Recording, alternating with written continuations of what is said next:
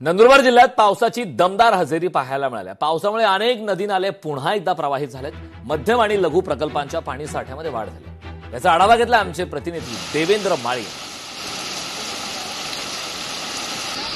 बहुप्रतीक्षेनंतर नंदुरबार जिल्ह्यात दमदार पावसाने हजेरी लावली आहे। रात्रभरापासून नंदुरबार जिल्ह्यात दमदार पाऊस सुरू असल्यामुळे शेतकऱ्यांना सह नागरिकांना मोठा दिलासा मिळत आहे।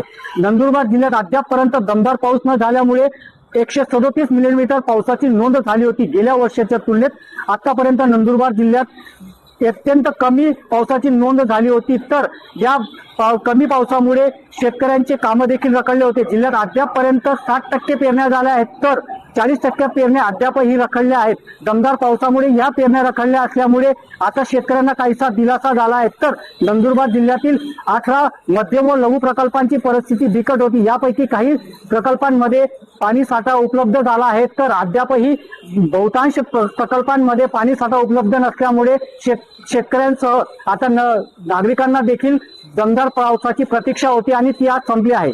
देवेंद्र माळी, लोकशाही मराठी, नंदुरबार।